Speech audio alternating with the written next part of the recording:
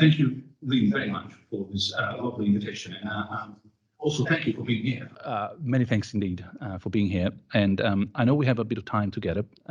I will provide a quick overview of the presentation, and then we should dive in. This is what I'm going to cover.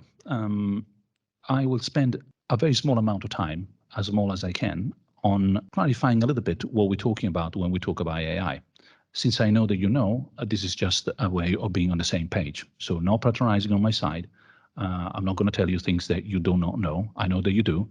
It's more a matter of make sure that we start from the same point.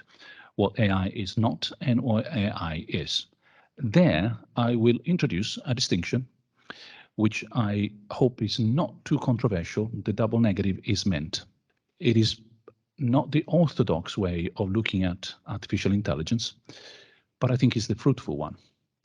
To anticipate, I will describe artificial intelligence as a divorce, not as a marriage. The divorce between agency and intelligence. Counterintuitive, I understand, because normally we describe AI as a marriage between some kind of vaguely resembling biological intelligence on the one hand, sometimes even better, and engineering artifacts. So the idea is that it's a marriage between, forgive me for the metaphor, biology and engineering. I'm going to try to convince you that it's the opposite, that in fact it's a divorce between agency and intelligence. Once that is clear, the rest is quite simple. All the problems we have are generated by that divorce. You can find them in the delta, which is increasingly wider between agency, which keeps developing and the sky is the limit, and intelligence, which is not necessary for AI to work. That's where I'm going to introduce the ethics, the principles, the challenges, and finally, what we do with all this. How do you govern this new form of agency, which is not intelligent and therefore needs to be directed, nudged, mastered, control, AI auditing. So that's the overview. To do that, we can take a step back. This is a classic, and I know you know, so forgive me. It just happens that people tend not to read too much. In fact, actually, I should do this differently. I should really do it more in sort of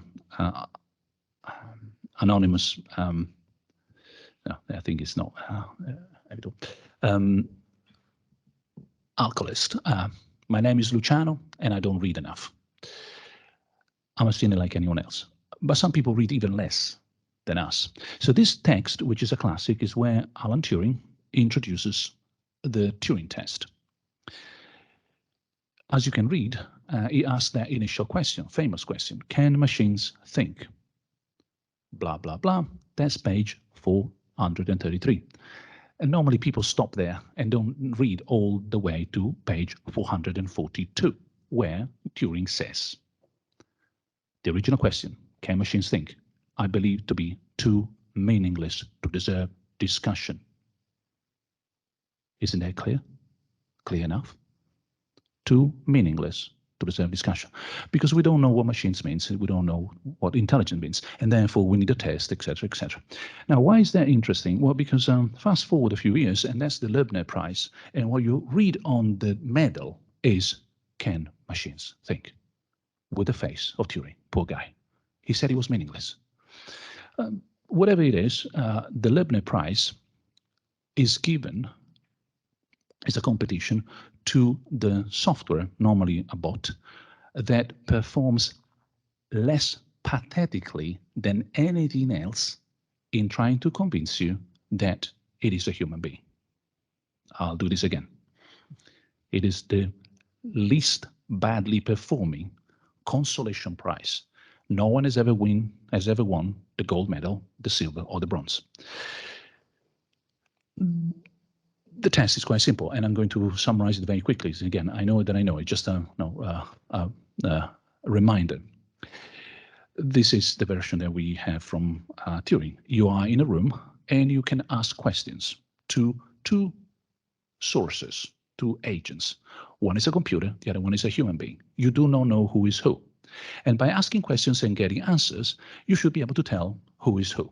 If 70% of the time, in about 5 minutes, by asking questions, you do not know which one is who, is it a human being? Is it a computer? I don't know. The machine has passed the Turing test. It's a classic test for machine intelligence. One premise before we move on. This is a negative test. If you don't pass it, then you are not intelligent, dear machine. If you pass it, you may still be not intelligent. Imagine a driving license. If you pass the test for a driving license, you may still not able to drive. We've got plenty of people around with driving licenses. But if you do not even pass the test, you're certainly not qualified to drive around. So negative test, necessary but insufficient. So this is the state of play at the moment. Very quickly, are we recording this? So I'm going to be careful. A long, long time ago, the Leibniz Prize has always been awarded in the United States, but it comes to the UK. I'm asked to be a judge. You need to judge who is who. We go to a university nearby, next to Oxford, it's called University of Reading, and we run the Leibniz Prize. I'm joined by a BBC journalist, not to be named, and is a she. She said, Luciano, don't worry, I got the questions. We can nail the machine. I know exactly what to ask. We will guess the human and the machine in a moment. So, you sure? Yeah, absolutely. Trust me. I'll got it. I get it. Be my guest. She types and says, do you like ice cream? Now, anyone in this room will understand that you need to toss a coin to say yes or no. It's the kind of question you cannot use to discriminate between a machine and a human being. So we get a yes, we get a no, and the journalist starts getting nervous. Says, I can't tell who is the human and who's the machine. So, of course, that question is a non-discriminatory question. So I'll ask the next. No, don't worry. I'll ask the next. I got it. Okay, be my guest. Do you believe in God? Yes, no. Oh my God, has passed the Turing test. He does. We can't do that. You didn't pass the Turing test, my dear BBC journalist. Because, of course, if you keep asking yes, no questions, there is no way you can discriminate about anything, including a simple tossing coin machine. Forget about intelligence.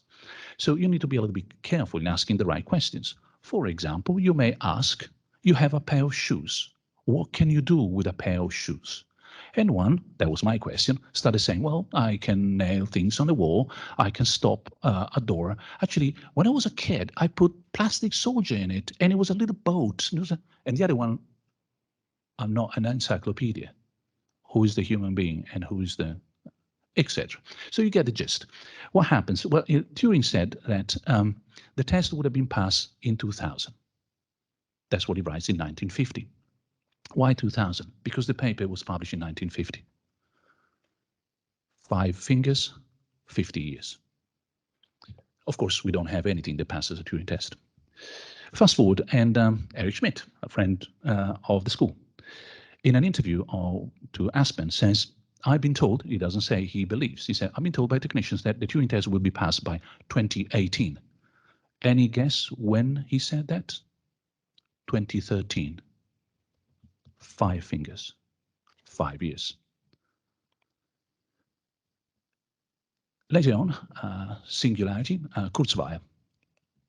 I believe that the Turing test will be passed in 2028. Why 2028? That's very precise. Well, that's because it's when he will turn 80. So let me guess. So science is determined, technological advancement, depending on when you use your birthday. But then Cambridge again. When will the Turing test be passed? When will we have full intelligence? 2115. I don't have to tell you when he said that. Because, of course, he said that in 2015. 5 fingers plus another 5 fingers. That's 100 years. That's how they do science in Cambridge. The truth is that the car could not fit in the parking space because it was too small. What was too small? I'm not a walking encyclopedia, you know. Again, there is no understanding, and what we have today is actually this. I have to prove that I'm not a robot. And we don't have, we don't have AI that can pass this test. We don't have software at the moment can actually go online and click that box. That is how AI state of the art is today. So clearly this is not the future. The future is more like at the very, very beginning, a long, long time ago, the Dartmouth Summer Research Project on Artificial Intelligence. And if you read the names of the very, very young kids who put together this seminar, John McCarthy, Marvin Minsky, Nathan Rochester, and Claude Shannon. These are people who actually made the technology we use today, especially Shannon, information theory. They put together a seminar, they need some funding, they put together this proposal, and actually it's John McCarthy, whom I met much, much later in life. He says, well, you know what, we needed a label. We decided artificial intelligence, that's pretty cool, let's try it. Ever since, we've been talking about these machines as artificial intelligence. The definition in the text is, for the present purpose, the artificial intelligence problem is taken to be that of making a machine behave, not think, problem solving, actual interactions with the world, in ways that would be called intelligent if a human were so behaving. In other words, this could apply to a dishwasher. You come to my house, you find all the dishes clean. If I have to do it, I have to be intelligent. But the dishwasher doesn't have to be. It will behave in ways that would be called intelligent if I were to do it. So this road that we've taken, call it the engineering problem-solving road. We do more and better, and trust me, the sky is the limit. I'm not going to say there's a limit, no, what computers cannot do. I'm not quite sure there's something that they cannot do. I read, not rhetoric, I'm not sure. But the cognitive side, we're going to reproduce some kind of intelligence, no matter how elementary. The intelligence of a rat, zero. We have nothing that even remotely resembles the intelligence of a dog.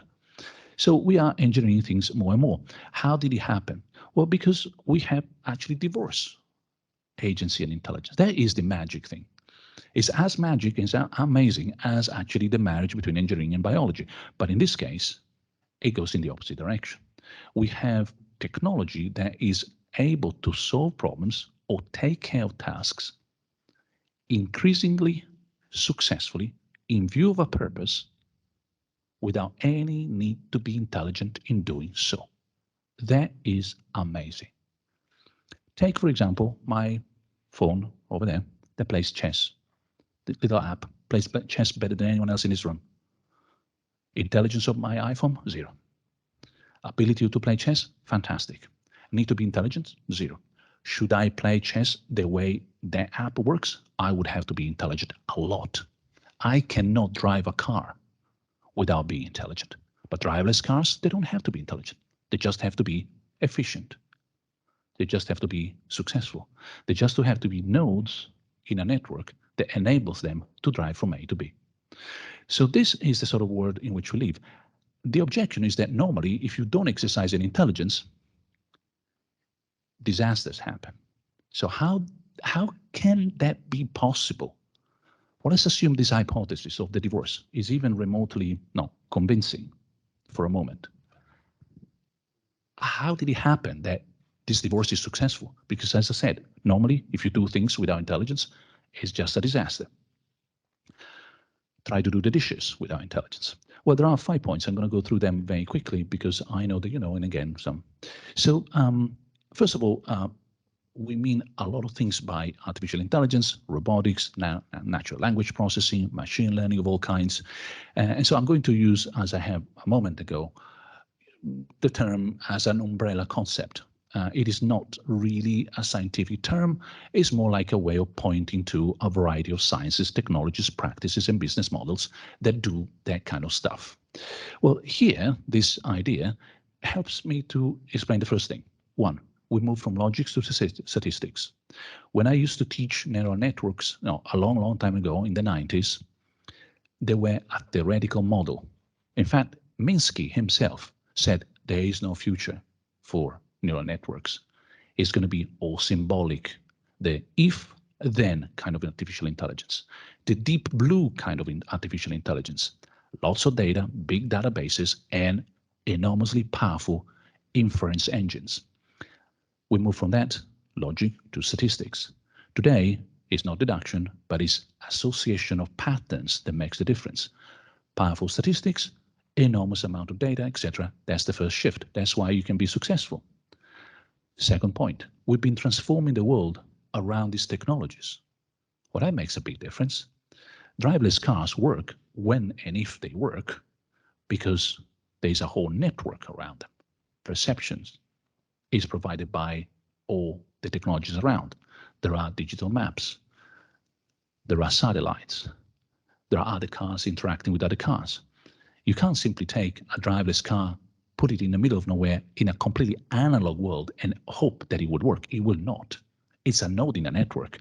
So enveloping the world, or envelope is for the engineers in the room, forgive me, but for the non-engineers in the room, an envelope is the 3D space within which a robot can operate successfully. Things in terms of a robot building a car. You build a world around the robot and its simple abilities. So enveloping the world has happened in terms of lower cost, more computation we have ever seen since ever. Turing could only dream of the amount of computation we're going to have, including in Bologna, by the way, where we will have 80% of the Italian powerful power computation and 20% of all European computational power in this city. More data, I'll show you in a moment. Better machine learning, better algorithms, more Internet of Things, and more on life. We have all moved in this world. We interact increasingly with these machines, and therefore they are at home. These environments are friendly for these machines, not so much for us. This has meant that I'm going to do this rather quickly. Point number 3, the divorce is successful insofar as you can translate difficult problems into complex problems. It sounds a little bit obscure, but it's elementary. Make the x-axis the computational resources required to solve a problem. If you have very little demands, it's very simple. It's a simple problem. The more computational resources, the more steps you need to take, the more time it takes.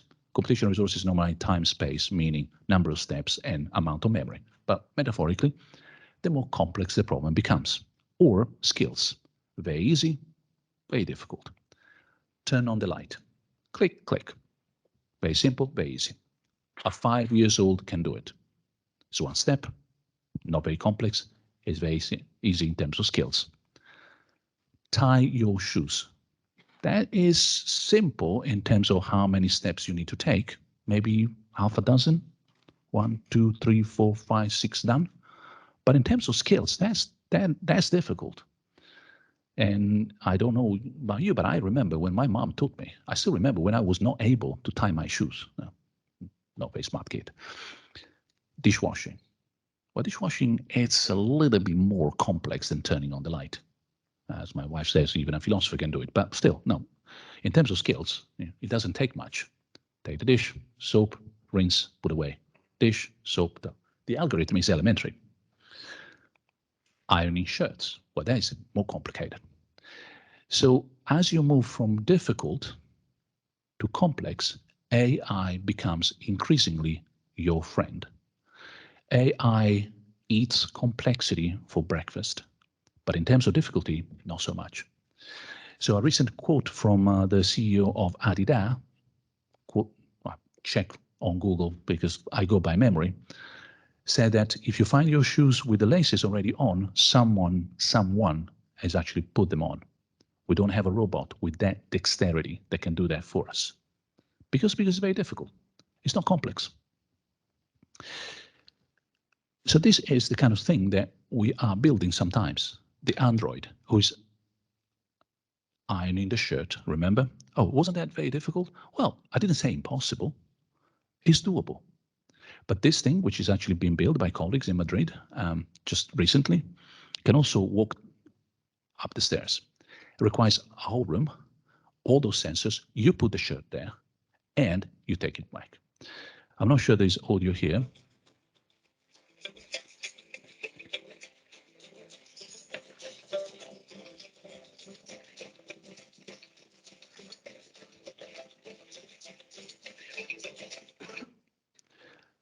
That is not the world that we're going to see in the future. Remember, I didn't say impossible. It's just not the thing that we're going to develop. Why? Because we're not building the world around the robot. We're building a robot that would be interacting with the world as if we were building androids that drive cars instead of us. Not what happens, not the future. What we are doing is this kind of thing. This is the same thing. It irons shirts for you, but you build a whole world around the machine. That fits in your kitchen. So you can tell that these are two philosophies at stake. But one builds the world around the machine. The other one now takes the machine and pretends the machine will actually interact with the world as we do. Not likely. Once again, not impossible, just not going to happen. Then we have different rules. That's number 4, why the divorce works. This is a bit complicated, but not too much. Imagine different games, football and chess, or say tennis and Monopoly, board games and physical games. If there's a physical game, you have an activity, something happens, behavior, and then the rules happen to constrain the activities. People like me, you would kick a can, the backyard of the church, and then say, oh, let's pretend that that is out, or let's pretend that, with this, you start regulating an activity that is happening anyway. The board game, there is no playing before the rules. The rules are constitutive of the game. Why is so important, this distinction? Because this enables us to understand point number 5. Remember, rules that constrain the activity and rules that make the activity what it is, playing Monopoly, playing chess. There is no playing chess before the rules of the game. That's crucial in order to understand this particular shift in the future that we are seeing. Artificial intelligence, especially machine learning, will be moving increasingly from historical to synthetic data. Historical data are the data that you need if the rules of the game are only constraining. They don't build the activity. They come after to put some understanding, some constraint around the activity. Like what? Like brain tumor.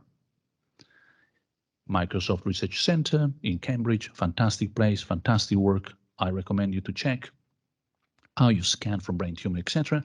But brain tumors are something that happen in nature. We don't produce them by knowing the rules. We try to have generalization, laws, scientific understanding that tries to model something that is there in the first place. It's like kicking a can playing football. First you kick the can and then the rules come. So you need historical data. It's very hard to imagine that medical application without very, very good data that will provide the training for the machine learning to do the job. But when it comes to other activities, for example, security, well, security of a website, that is a typical application for a so-called GANs, Generative Adversarial Network. Two pieces of software playing against each other. One has historical data, the other one has no data at all. The attacker builds its database by playing against the defender. The defender wants to defend the website. The attacker tries to crack the website.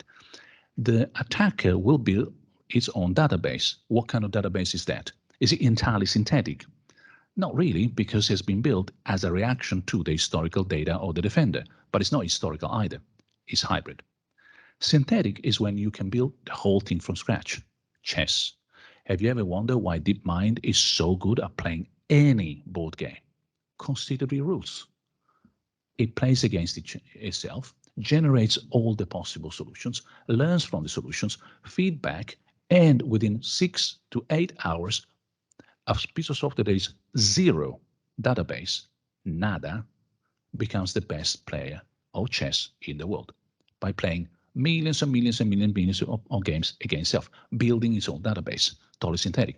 Why is it important? Because, for example, if you're dealing with personal data, well, how wonderful would that be for a company to deal with synthetic data only? Zero privacy, zero personal data, zero GDPR. I'm not using personal data. I'm building my own data through my own website, software. Of course, doesn't say anything in terms of breach of privacy at the application point, but that's for another story. This has generated an immense amount of data, but the point I want to highlight here, you've seen so many of these pictures, so I know you know, but I just want to remind you about the bottom left. Normally people highlight top right. So, oh, there's so much, fantastic. But look at the bottom left. That's when we started accumulating all this data, and it's yesterday.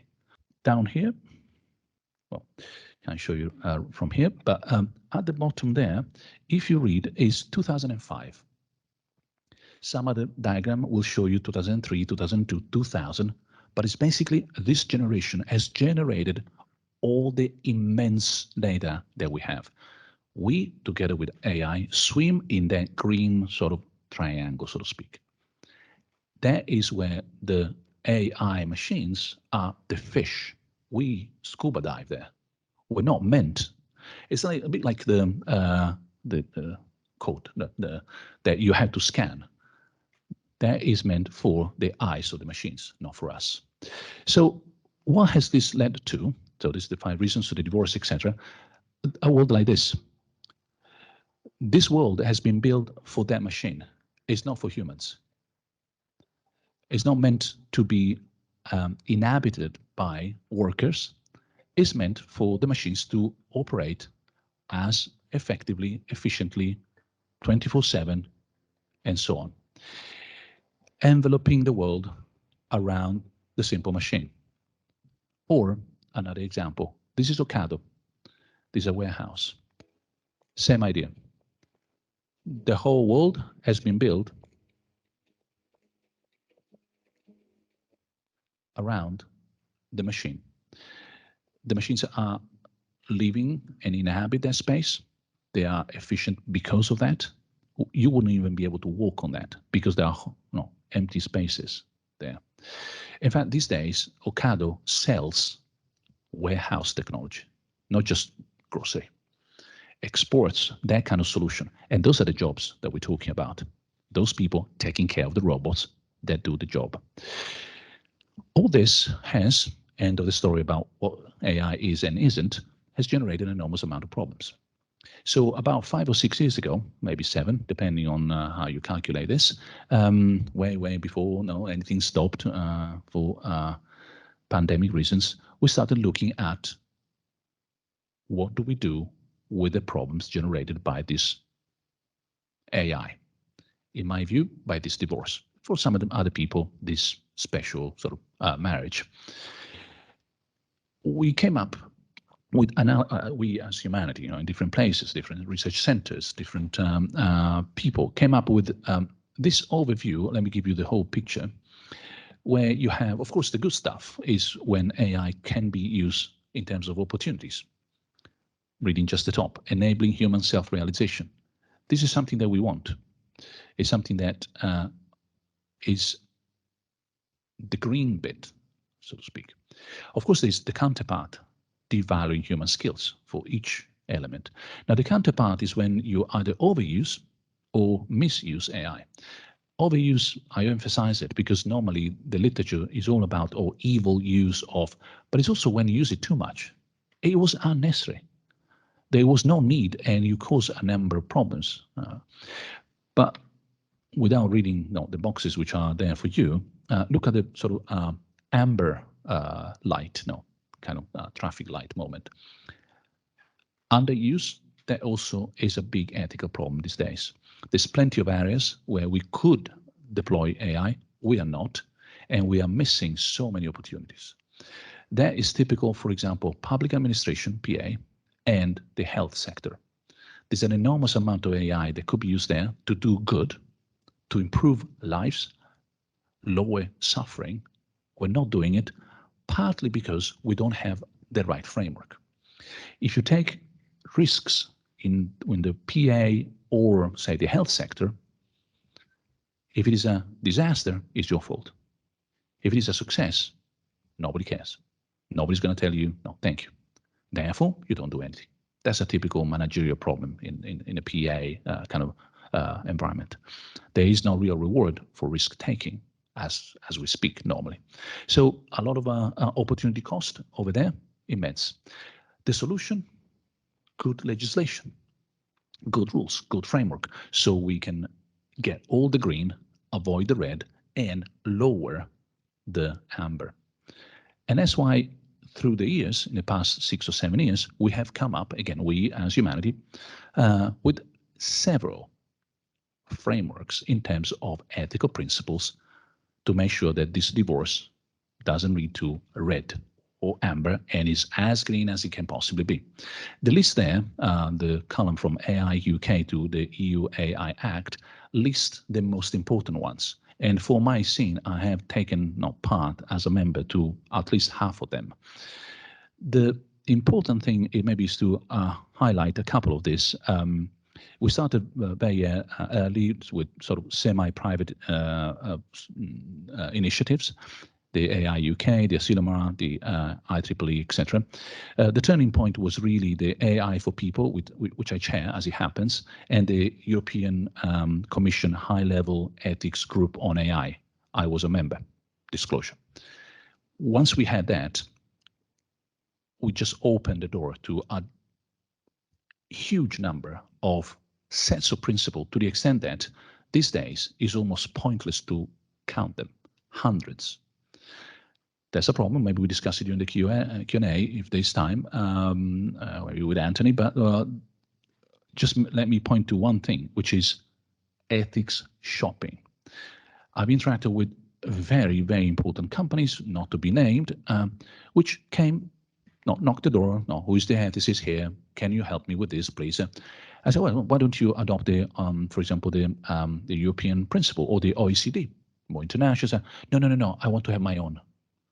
I want to have my specific, clear-cut, adapted, retrofitting ethical principle for the use of AI so that my company, by having this list of principles, is totally ethical. You get the principle, retrofit them to what the company is already doing anyway. That is a disaster. That is ethics washing as we know it. So the invitation was at the time, don't do that. It's a silly idea. They went ahead. And if you Google the usual suspects, you will find that they have their own principles. Totally useless. That is just a facade. It makes no difference to the activities, doesn't change anything, and it's just a way of showing that, no, me too kind of moment. Having said that, if you go all the way down, I highlighted the EU AI Act because the EU AI Act inherited as an ethical framework the work we did with the high-level group.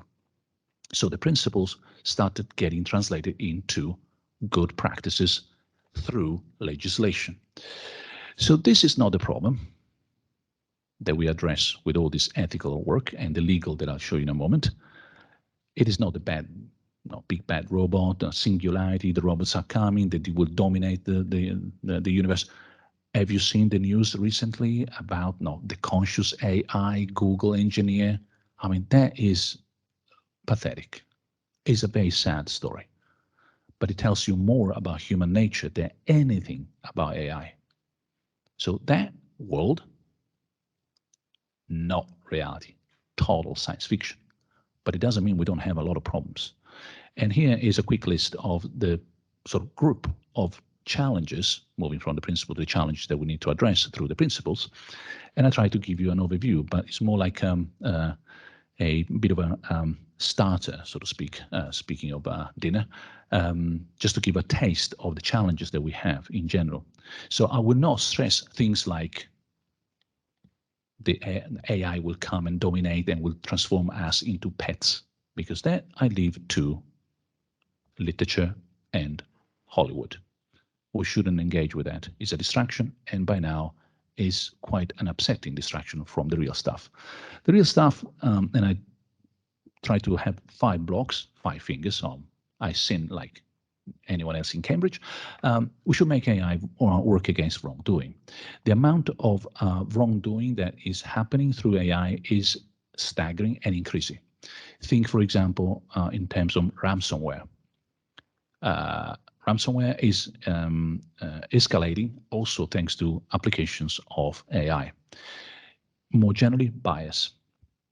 everywhere. I know you read it in every newspaper these days. It's a very common problem. It means that vulnerability has become a very widespread issue. You don't have to be super rich or super powerful or super or something to be vulnerable. In fact, the opposite.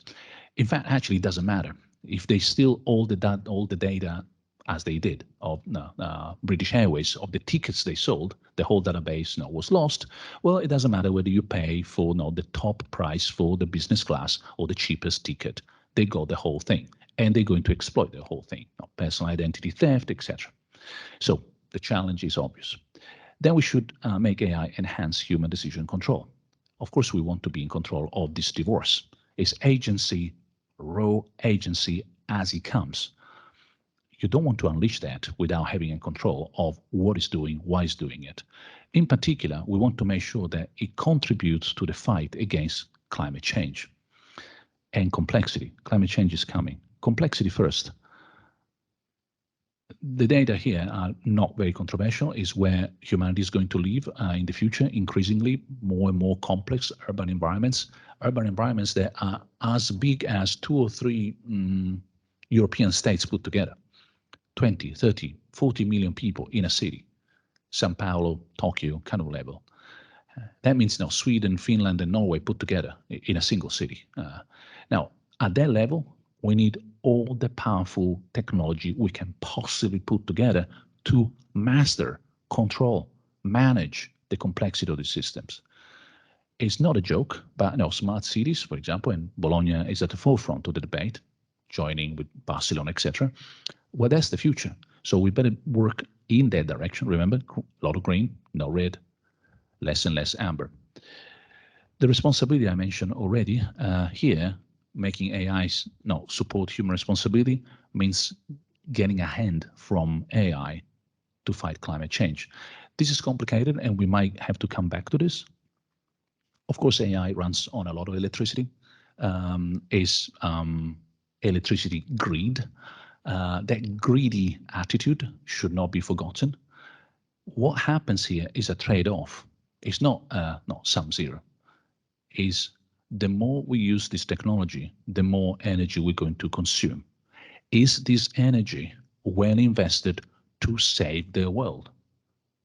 If it is, we're doing a good job. If it isn't, that's a gambit we lost. In chess, for the chess player here, I don't need to explain it. For the other people, you may sacrifice a small piece, a pawn at the beginning, tactically at the beginning of the game, to win strategically the game at the end. But it's a sacrifice. You put yourself at a disadvantage first, and then you win. Now, if we're doing this, that's fantastic.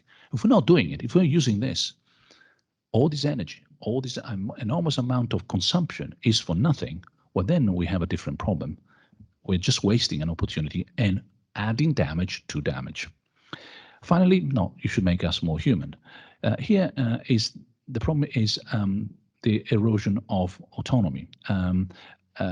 There's a bit of a worry here, and I'll show you some data just to pinpoint exactly what I mean, that a lot of AI will increasingly erode our decision making. Nothing too fancy necessarily. Netflix. Next time you see a movie, did you choose the movie, or was that a suggestion? And another suggestion, and another suggestion. Now imagine you are 1 year old, and you get the suggestion for 17 years by Amazon, by Google, by Netflix, by anyone else around you. How much of that has eroded your sense of, I really want to watch something else. I want to buy food for cats, not food for God, for dogs, etc. So this may seem a little bit fancy, but this is the amount of money we spend in the past on programmatic advertising. The advertising that fights behind the scene in a fraction of a second to make sure that you see the advertisement for cat food as opposed to a tennis racket. They fight, you Google, whatever, your Facebook, Meta, you see a piece of advertisement, boom, that won, that lost, more chances to buy that food for the cat rather than the tennis or whatever. That fight happens entirely automatic, is so fast, so delicate that no human can do it. Is entirely robotic automation. We thought, I keep this slide in the past, we thought that in 2017 we would have spent $33 billion in programmatic advertising. In other words, spending money on that gadget to make sure that this gadget here wins against the other gadget so that I can see the food for the cat, not the tennis racket. We were wrong by far. These are the recent data. 2017 is on the bottom left. That was $68 billion. And we're moving faster and faster. That is meant to erode our autonomy. That's money to make sure that you're going to go there rather than here. No, nothing too much to worry about. But day after day, and that drop will carve the stone. Remember, tick, tick, tick. Every day, every week, every month, every year, every decade. At the end of the day, will I have made the choices for the job, the school I went to, the people I met, the socializing, what I read, what I enjoyed, the holiday I took? Suggestion, gently and kindly. So nothing to be worried too much about. But we want to make sure that this works in our favor, not against us. So make AI work for humanity. That's the last stop. I'm going to spend a few more minutes here because, given the context, I hope not to say things that are too outside the scope of the talk and too controversial. This again is news in newspapers. AI is coming and is removing jobs from the jobs that humans can do. I find this remarkably misleading, and I'll show you a few things that I hope to convince you that that is not the case. Not because it's a rosy picture, not because everything is going well, but because it's just a little bit more complicated than robot comes and takes my job kind of moment, no matter what the journalists and some people say. What is going to happen is more like polarization, DIY, in other words, relocation of specific tasks on our shoulders, as I explained in a moment. Why that the truck over there? Well, because I wanted to show you, and that's the most recent data I have found, but there might be more recent ones, so forgive me if this is slightly outdated. This is the American Trucking Association report on how many truck drivers are missing as we move on.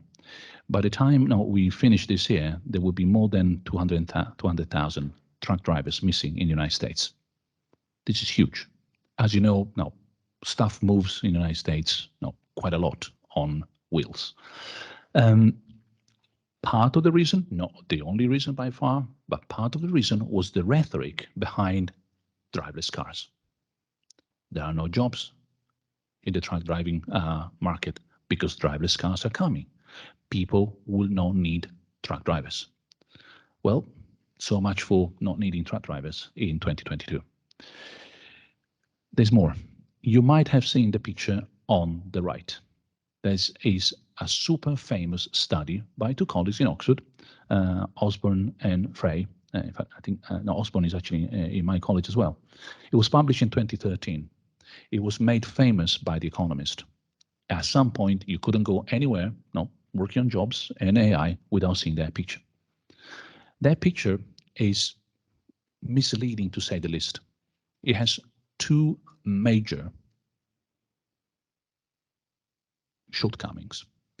The first one is done on the most elementary common sense, meaning driverless cars, taxi drivers will disappear.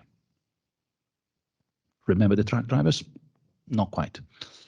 Part of the reason is that a truck driver or a cab driver, the job is not simply driving from A to B. They open the gate, they fill the form, they check the engine is okay, they fill the tank, etc. So the skill of driving from A to B is together with many more skills you need. And the poor driverless car drives from A to B, but doesn't fill the tank, does not check that everything is okay in the back, doesn't fill the form, doesn't open the gate, etc., etc. So not quite. But above all, second huge limit, remember, My name is Luciano and I don't read enough. So welcome to the group. People don't read enough. If you read that report carefully, at the beginning it says, for the purpose of this prediction, we will ignore legal constraints of any kind. Now, this is equivalent to weather forecast ignoring the winds. Good choice, because adding the winds make weather forecasting a total mess. You can't possibly imagine what's going to be like in a week. But therefore, you shouldn't do the weather forecasting without the winds. That's not a good excuse for simplifying your model. Well, if you do and run the same analysis as Finland did on the left, no one knows the picture on the left. That's the Department of Transport.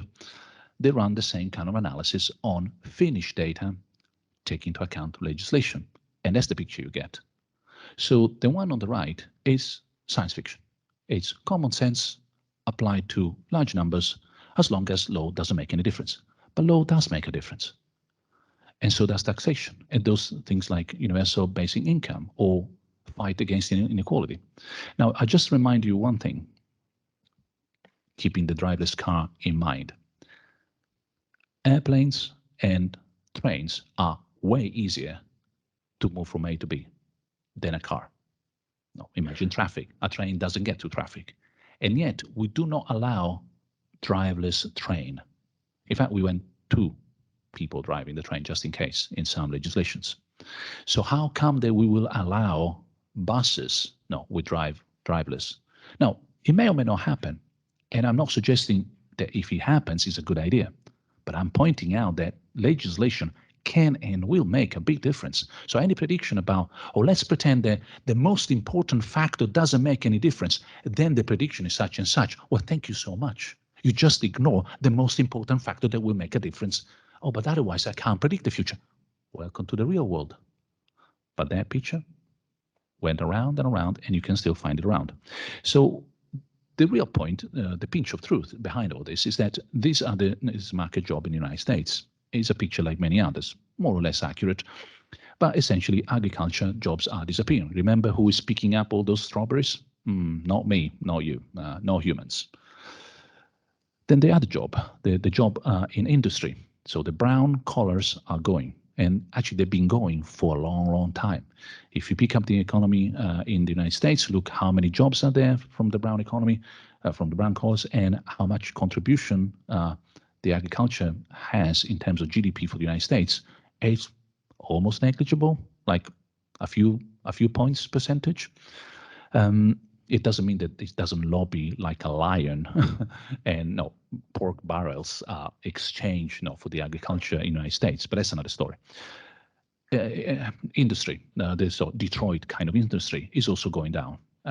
It's reaching roughly, as you can tell there, it's going to go lower than 20%. The rest is all white collars. Now, white collars are exactly the ones that are being challenged by artificial intelligence. But how are they being challenged? Well, these are the predictions by a number of companies and institutions in terms of tens of millions, not one, not two, tens of millions of jobs being lost because of automation. Footnote, automation. That includes anything, includes this gadget and AI included. So that's already way too vague and not generic.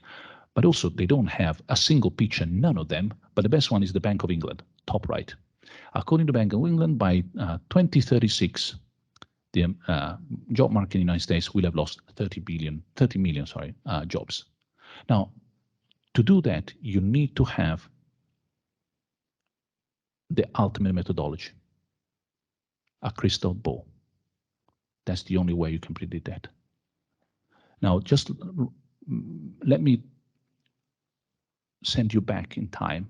You are in 1922, and I'm asking you to predict in 30 years what the world is like. That's 1952. What's your chances of guessing anything? A second world war, atomic bombs, no, you name it. Just don't do it. Building Projects now to realize tomorrow, yes. Trying to understand what variable today make a difference tomorrow, yes. Futurology, trying to guess what the future will be like independently or either building it or extending the present to the future, that is magic. Welcome to the game, but it doesn't make any difference to the real world. So this is a comparison between the Fry and Osborne, remember, the U-shaped kind of analysis, what otherwise the OECD is predicting, and one of the major consultancy, PwC, for the United States market, the United Kingdom market. How many jobs are replaced by robots and algorithms? 47%. Nah, 38. Nah, 9%. For the students in the room, if you write a paper like that, you don't pass the exam. With that level of random adjustments, that goes from 47 to 9, you may as well toss the coin. It's not a margin of error. It's I don't know kind of error. Same for the United Kingdom. So the mistake here, and I'm now trotting in territory that I hope Anthony will forgive me. One of the mistakes is to think that work is a finite pie. That there's all that amount of work. You take a slice away, there's less for me. And that's not true. Work is boundless. Remember how much work there is on Saturday and Sunday to clean the house. Boundless. You can always clean the carpet. And if you stop with the carpet, there are also the windows. You stop at some point because there's no more resources, time, energy. You decide that, no, it's time for Netflix.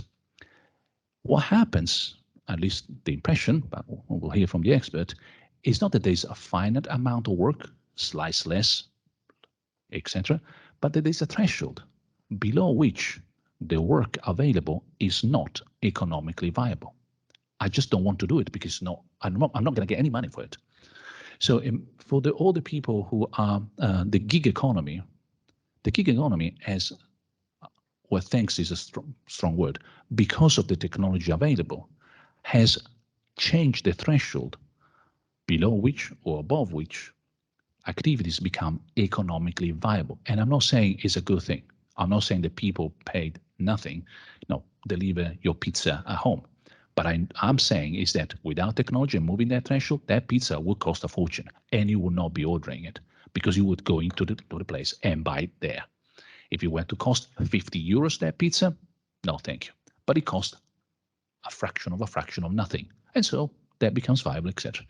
But because technology does exactly this, then we should be looking at a picture way more complicated than just common sense, driverless cars, goodbye taxi drivers kind of moment. Again, not a rosy picture, but way more complicated than the simple you, and taxation doesn't make any difference, law doesn't make any difference. The threshold that technology moves doesn't make any difference. Well, of course, if no variables make no difference, then you can predict anything in your life. This coming to some wrapping up, because I know we don't have much time, so I'm looking still at the chairman. We're okay. How many minutes do you need? I need probably another 10 minutes. 10 minutes is okay. Oh, I'll be quick. I want to show you the next slide because here. So this, for example, is what happened when you don't think about the things that we just said today. Remember, shape the environment, divorce, the human factor, and everything. This was Walmart introduced these robots to scan the shelves of human-made for human customers places to check whether anything was missing and tell people to go there and put the toothpaste on the shelf because it was running out. They spent a fortune, 2017, 2020, then they gave up. It didn't work. It did not work because the environment was not made for those robots. People started kicking them in the alley. So like, get away. And because they had to work during the day. You can't leave a shelf completely empty. It also didn't work because you still had to employ people go in there and put the toothpaste on their shelf. Why? Well, because that is a difficult task. It's not a complex task. And for the difficult task, you don't have the robots with a little hand beep, puts it there. Remember, you have to shape the environment for the robot, not the other way around. And because that picture badly shows you that actually the environment is much more tight. Walmart, downtown, space is at a high premium. You don't have very large alleys to go through. So you actually bump into these things during the day, and at some point you say, no, you know what? Forget about it. Now, they have re-implemented this in other places, etc., and they're trying again. And I'm not saying this is not going to succeed one day, but you need to take into account all these other factors. Let me give you one more example, and then I skip a few. This is the BBC 2019. Is the percentage, and I love these numbers. I mean, if only we could be so precise as scientists. 73% of probability, not 72, not 74, 73% probably the waiters will lose their job because of automation. Where did they get their number? Well, let me skip this and show you this. This is the number of waiters and waitresses employed in restaurant industry in the United States, 2010, 2026. Where was that 73% chances of not having a job as a waiter? Of course. Have you ever been to a place where you're served by a robot? Have you ever imagined a robot serving drinks in Bologna with all those tables, navigation, bumping into this, bumping into that? That environment is not for the robot. And therefore, the likelihood of that little robot navigating their space is not impossible. Remember, it's very unlikely. And it's not probably economically viable. I'd rather get someone who does a decent job, etc., etc. So thank you, BBC, but that's 73% science fiction. We have a problem, though. And I kept this picture since I took it a long time ago in 2018, because it's so indicative of the problem we have. This is Lloyd Bank sending home 6,240 people, and the same day, hiring back 8,240. So the first impression is like, well, good news, no, more jobs. But there's a bad news here. The people they hired back, they're not the same they sent home. And that's the difficulty. So if you are 57 and you work behind the screen in a bank, maybe handling checks, well, I'm going to be sent home, and I'm going to be difficult to reskill for anything else. The new kid they're going to hire, that's probably going to be someone who handles the app or the bank, somewhere. So the difference between who is losing the job, who is getting the job, and how complicated this is, that is the serious issue. So of course there are more data in terms of jobs being lost to automation, but I want to show you just this, the last bit about this job business. This is another beautiful thing. Gartner. Smart robots will take over a third of jobs by 2025. Gartner, 2014. So you look at this and you say, wow, we're in trouble. I mean, that's a third of the jobs. That's immense. That's tens and tens and tens of millions of jobs going. As if, we didn't have enough problems. COVID, Ukraine, AI is part of it. And then you just fast forward, and a few years later, 2018, AI will be the net job creator. Gartner. Thank you, Gartner. So what about it? Well, you just said, just 4 years ago. Oh, I changed my mind. I got it wrong. Once again, tossing a coin is not a way of doing science. And even this one, I wouldn't trust this diagram more than I trust the other one. Let me skip this because it's not really something that we want to spend too much time about. But ending with more about jobs, essentially, but ending on just 5 minutes on so what. There are lots of things that we can do. I'll give you a quick overview about what AI is not, what AI is, the ethical principle that we try to put together, the legislation that ended up, which is currently under discussion, the AI Act. Oh, and by the way, it's not going to come out very quickly because there are more than 1,000 amendments for the AI Act, as you can check these days. So my guess, not before September, October, and fingers crossed, because we need to do some work, possibly December. It would be good if it comes out by December, But that would be the first important, significant international piece of legislation that really makes a big difference. There are a couple of bills being discussed in the States, but the Brussels effect will start with the AI Act being there. And by the way, it's already started because companies are getting ready. It's a way of translating good principles into good practices. To do that, you need a good methodology. Make that a package. What kind of good methodology? Well, you need to translate the principle into practices, and you need to validate that translation. Someone has to come and say, boom, yes, rubber stamp, or stamp without rubber. Just say, yeah, you've done a good job. That's exactly how you translate this into that. Make that a whole, box that into sort of Russian doll. Make that a big doll, and all that requires certification. Someone has to certify that the validation of the methodology to translate the principle into practices has done a good job. Simple stuff. No, we do this all the time. The whole thing, therefore, ends up by being a matter of auditing. Now, auditing is a word that has been used at the original version of the AI Act, but if you read the AI Act, it disappears as the layers of editing accumulate. These days, it's left only in the appendixes, but the AI Act actually talks about alignment. Why? Well, because there is a fear that if we had spoken, my guess, of auditing in the AI Act, that would sound too commercial. Of course, most of the auditing we do, business school, so I don't have to tell you, is done by the Big Four. The Big Four are Deloitte, PwC, EY, KPMG. Together, they account for most of the revenue in the world of accounting and consulting and so on, etc.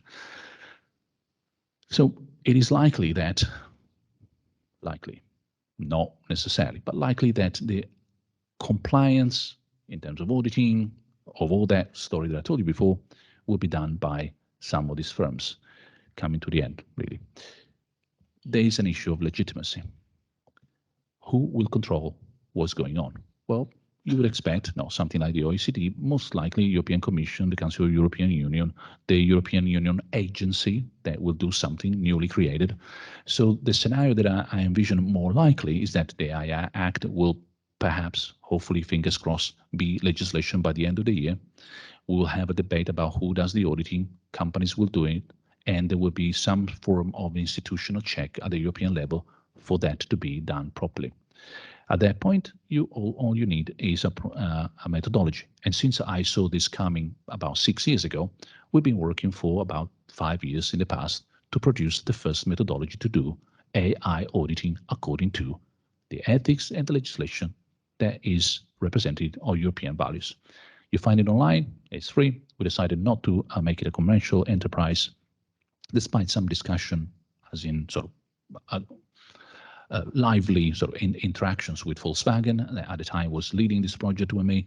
In the end, we took it back to Oxford and Bologna. So this methodology is free for all, is open access. You can use it. You can even transform into something commercial. The final reminder is this: the debate on auditing is only a chapter in a much bigger book of digital sovereignty. Who controls what? So take everything I said in the past 45 minutes or so, or hour. The whole block is just a chapter in digital sovereignty. And take the whole thing, digital sovereignty included. There is also a chapter in a much bigger book called Digital Revolution. That's why, there's so much to do. The future of AI is this divorce between agency and intelligence, but also a marriage between the problems we have around the world, call them green, for all the habitats we inhabit, and the solutions we have, the blue solutions, or the digital solutions. That marriage seems to me the future that we should embrace. So the whole story, basically, is just a story of a divorce and a marriage. Thank you.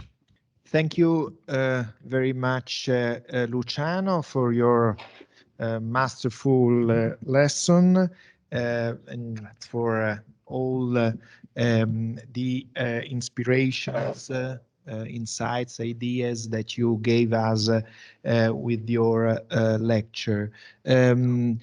Now I give the floor because of course, don't mind about the time. We have time for you, of course.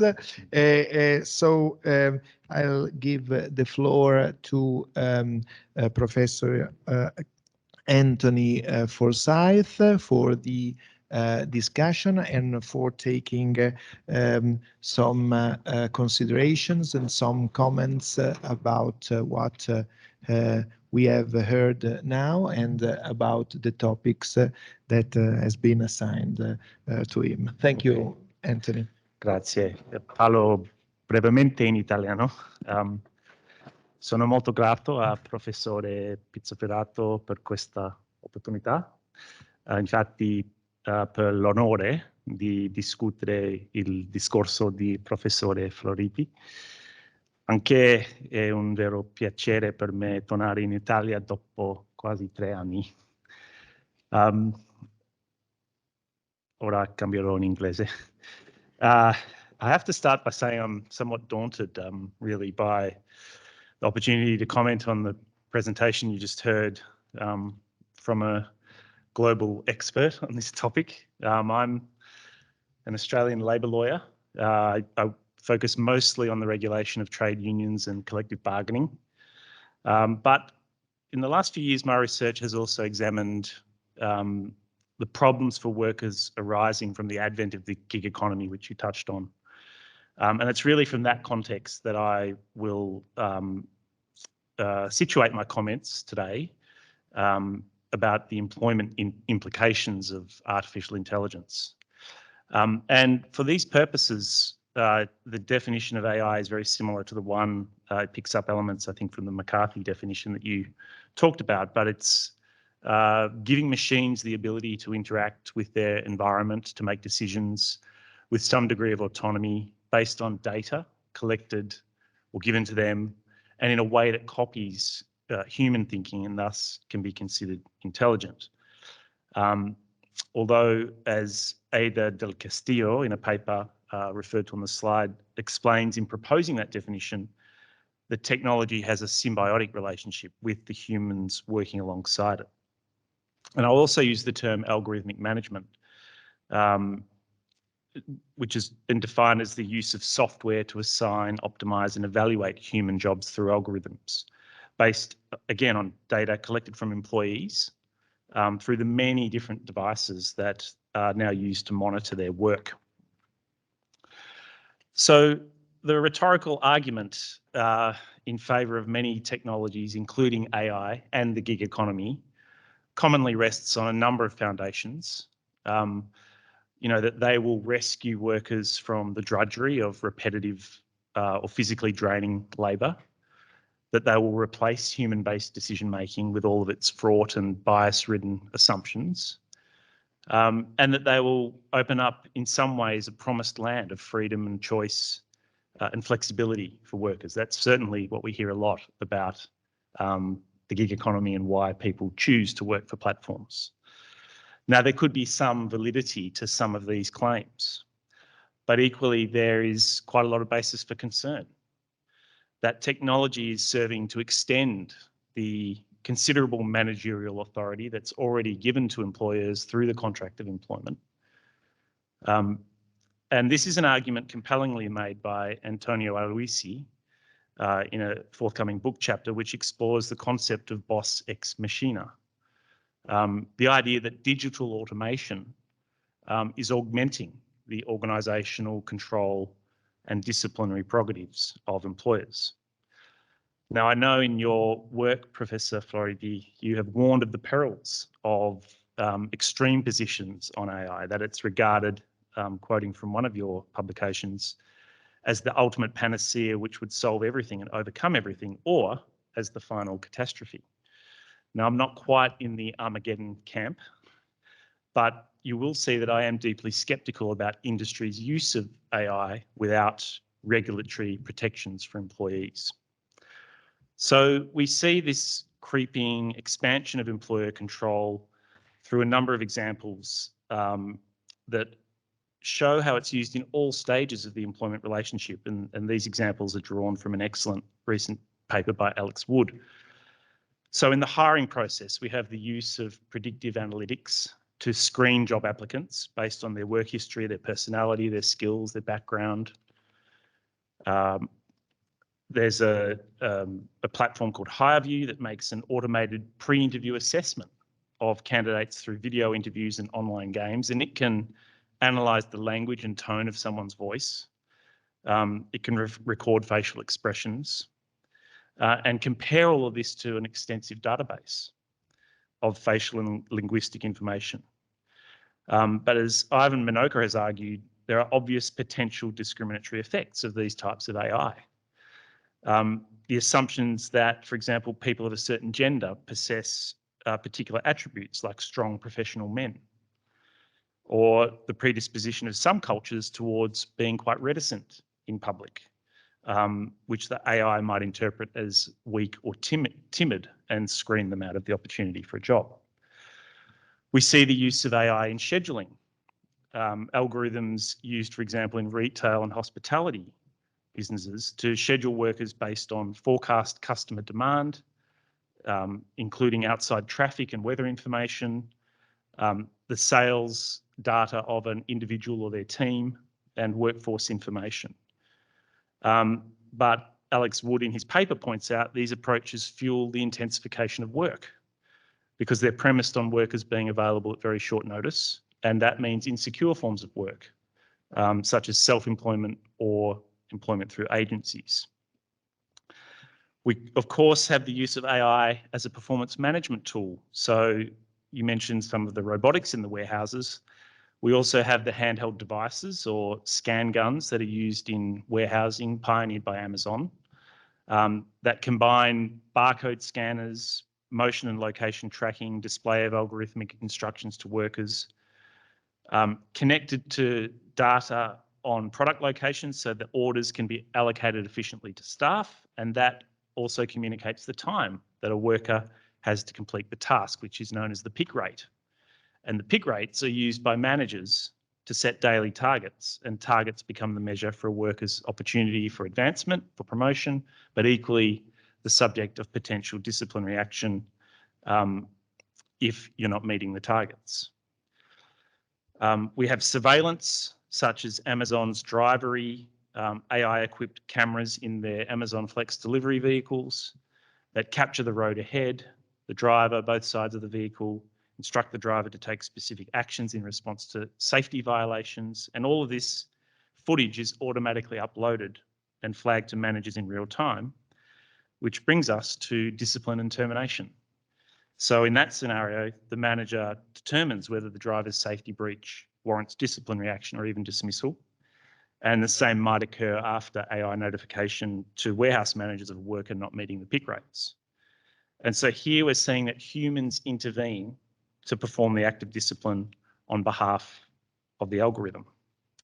But it's different in the gig economy, where the AI itself has the power to mete out consequences if a worker does not attain performance standards, including through the ultimate sanction, automatic disconnection from the app or dismissal. So shifting focus then to the gig economy, in the recent book that Professor Pizzoferrato mentioned that I published, I really subject the gig economy to quite close scrutiny in 2 chapters, which also examine the role played by unions in Australia, Italy, the UK and the USA in contesting platform work. And I focus mostly on the rideshare platforms like Uber and Lyft, and also the food delivery platforms, Deliveroo, Uber Eats, DoorDash.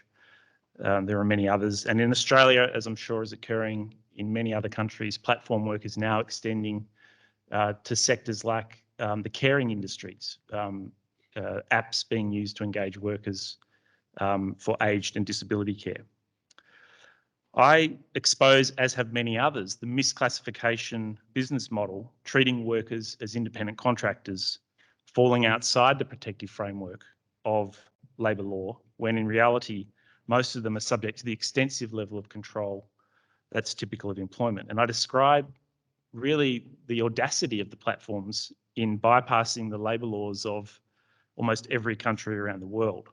by selling to investors, to policymakers and to workers a narrative of glamorized and freelance style work, and latching onto technology and innovation to present flexibility and entrepreneurship to putative self-employed workers as ruses for exploitation. And I call this the mirage of liberating work in the gig economy. So I won't go into the evidence I'm sure many of you are familiar with of that exploitation in the form of underpayment, exposure to safety risks, particularly for food delivery riders.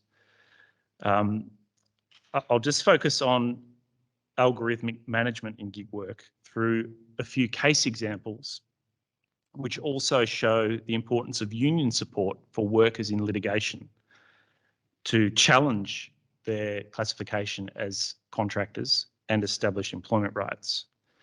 So in the first of these cases in the UK, against Uber, the GMB union fought in the courts from 2016 until an appeal decision of the UK Supreme Court last year to establish that the 70,000 Uber drivers in London are workers for purposes of minimum wage and working time regulations. And central to this outcome was the court seeing through the platform's position that it doesn't exercise control over drivers. Rather, in the court's view, control is maintained by the app. It called it a classic form of subordination through the use of passenger ratings to rank drivers, with consistently low ratings leading to deactivation, and monitoring of drivers' level of acceptance and cancellation of trips. And again, not accepting enough trips can be a reason for automatic disconnection from the app. In the second case, which I'm sure many of you are familiar with, an Italian case involving Deliveroo, several unions affiliated with the CGIL successfully argued that the algorithm used to offer the shift to Deliveroo riders based on how they ranked for reliability was discriminatory. So Deliveroo's position was that Frank, the algorithm, was blind, objectively neutral, therefore could not engage in discrimination. But the Bologna Labour Court in its ruling found the algorithm did not take into account a rider's reasons for refusing a shift. And therefore it discriminated against those who had legitimate reasons, because they were sick, because they had to care for someone else in their family, or because they were on strike, so that this infringed the collective rights guaranteed by the Workers' Statute of 1970. And in a third case, again involving Deliveroo in Australia, our tribunal is called the Fair Work Commission, and it looked at the level of control which Frank, the algorithm, enabled Deliveroo to exercise over riders, and said this was a key factor in its ruling, that the rider, who coincidentally was called Diego Franco, was an employee, and that he'd been unfairly dismissed by the platform, finding that while it appeared he had some freedom about when and where to work, in practice the algorithm directed him to perform work at a particular time and not cancel booked deliveries. Now, they had terminated his services by email for allegedly failing to deliver orders on time, but the Commission ruled that those delivery time standards had never been communicated to him and therefore couldn't provide a lawful basis for dismissal.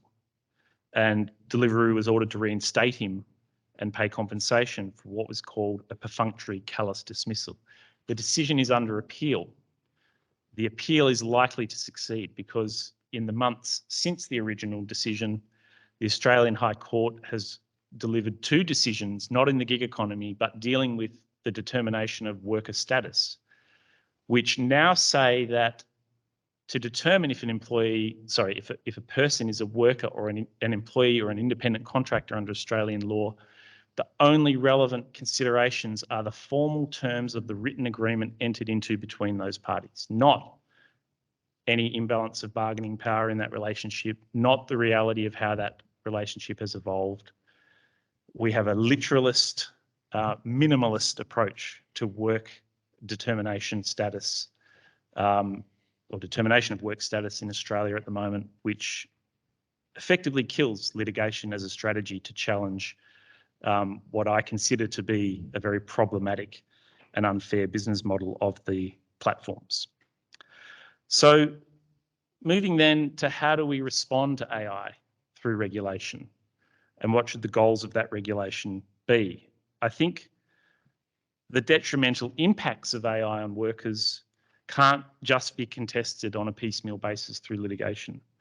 There is an important role for regulation here, and policymakers have to keep pace with the fast evolving technology to ensure a number of things: that workers are protected from discrimination, that their data is used fairly and with regard to their privacy rights, that they have a say over the adoption of AI through workplace consultation and collective bargaining, what Valerio Di Stefano and Simon Tays have called negotiating the algorithm. And in these respects, I think the European legal framework is quite a way ahead of the laws in many other countries, including Australia.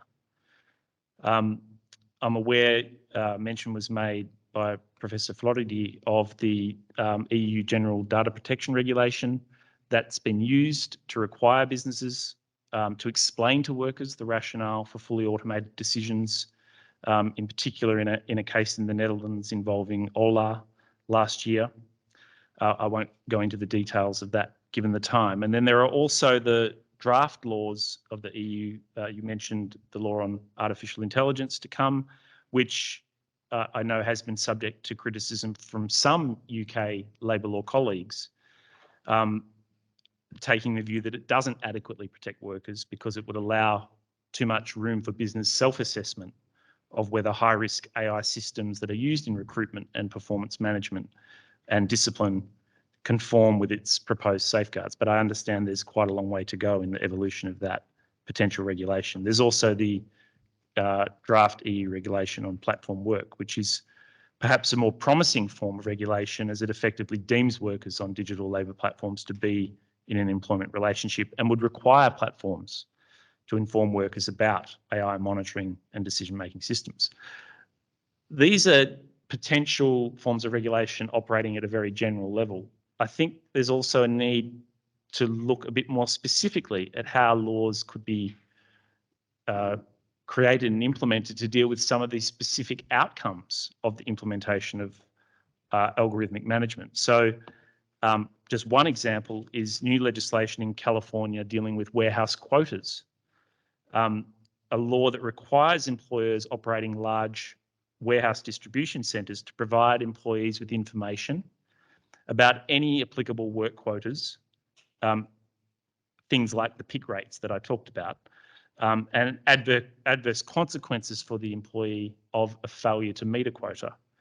And then also specifying that the quotas can't be applied to prevent workers from taking meal and rest breaks or from going to the bathroom. And that is a widely reported outcome of the implementation of the work intensification model in those warehouses, mostly through Amazon, but that has proliferated to the warehouses of many other businesses around the world.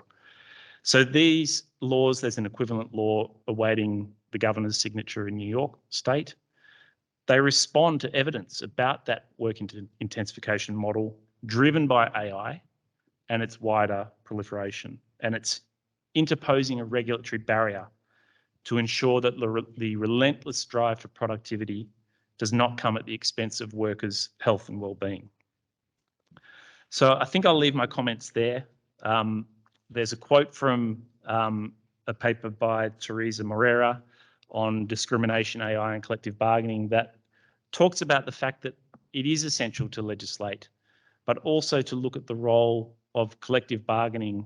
And in Europe, you're uniquely situated with the long-established model of social partnership around a whole range of employment issues.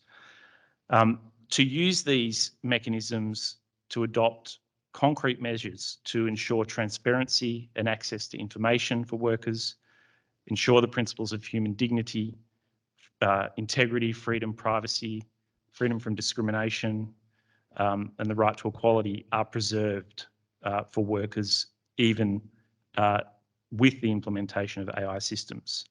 And I think some of those principles are also found in the recommendations for a good AI society proposed in one of your books. But in my view, taming AI for public good can't be left to ethics or self-regulation. Workers need stronger protection than that. So grazie per la vostra attenzione.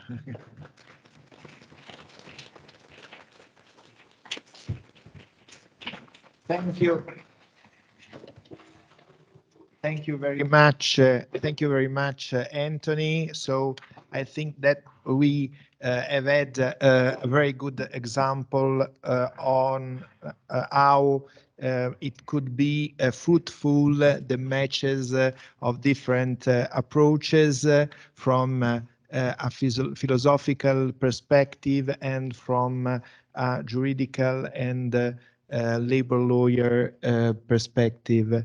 I found also this presentation very interesting. Of course, as Anthony told us, and also as Luciano told us before, there are some normatives, some norms to be coming in the next future within the European Union. We wait for that with great hope, of course, especially the one regarding the platform workers, which is going to be applicable not only for platform workers, but for any situation in which it is involved an automatic decision-making system, as considering the amendment that are made to the original proposal. So this and other aspects are very hopefully for the future and in line, perfectly consistent with the consideration we have heard this afternoon. But before leaving, I ask you, of course, if there are any question or curiosity you would pose to our extraordinary authors. So if you have any question, please, I don't know, Jacob or somebody else are interested in posing a question, in making some reflections about these themes, of course, are welcome. We have 5 minutes without abusing of the patient and the availability of our guest. I think we can go on for other 5 minutes if you wish. Are there any? Please, Martina, please. Question from Professor Floridi. What is the difference? When you say that AI is not really intelligent, what is really the difference between AI's intelligence and human intelligence? First of all, I mean, thank you. Thanks a lot. And that's a difficult question, but mostly because we don't know what intelligence is. This is not a philosophical joke. We just don't have a definition of intelligence. Intelligence is like, if you allow me the joke as well, is like pornography. I recognize it when I see it. There's a famous joke by one of the US judges of the court. Some things in life, in fact, I tend to think that the most important things in life often do not have a definition. A definition being a statement that provides necessary and sufficient conditions for something to be what it is. So a definition of water is H2O. A definition of triangle is a figure of the plane with 3 sides and 3 angles, meaning that you go left, right, and right, left. If you find something that is H2O, you know that it's water. If you find that something is water, you know that it's H2O. Left, right, right, left. Same for triangle and so on. These are scientific terms. Mammalian, you can define it.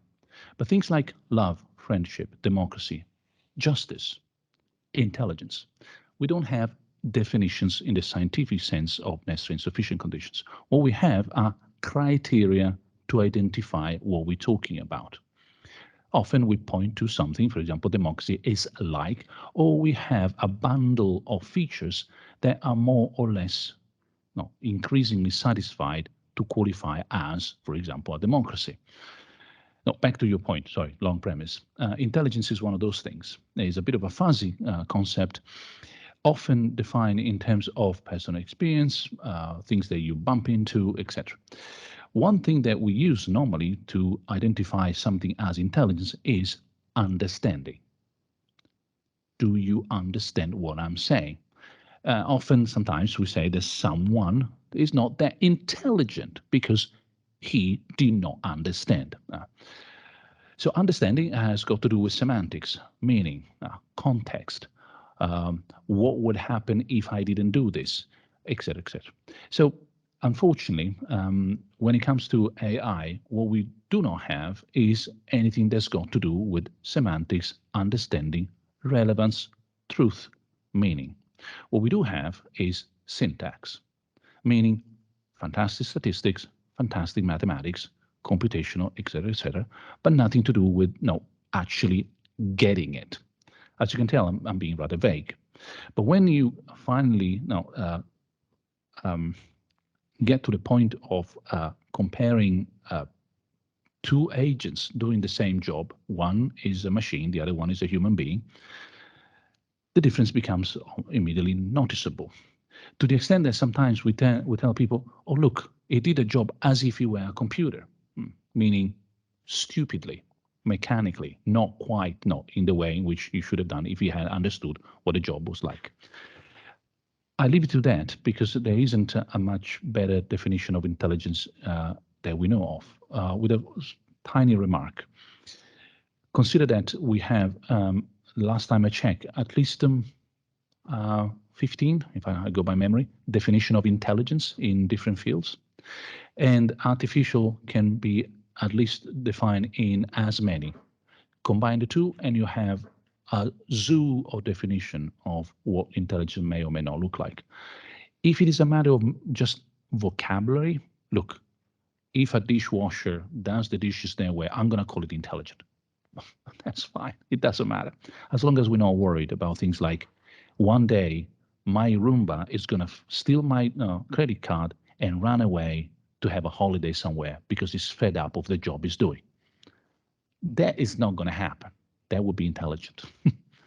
So I'm afraid that what we have is more like, do they do things like us? No. Or not? Well, not really. The chess player and so on, etc. I leave to that because I said that we don't have a definition, and it's also pointless to insist on a definition. Remember, pornography, that's not the point. It's rather recognize whether what is at stake is or isn't something that even remotely resembles anything that we would call intelligent in the biological world, more or less. We can end here. Thanks again to Luciano Floridi and to Anthony Forsyth for being here with us this afternoon. It would have been really a shame not to record this event, so I'm glad that we succeeded in it. So this event will be available on our web pages. And thanks again for your presence and for your brilliant presentation. Thank you. Thanks a lot.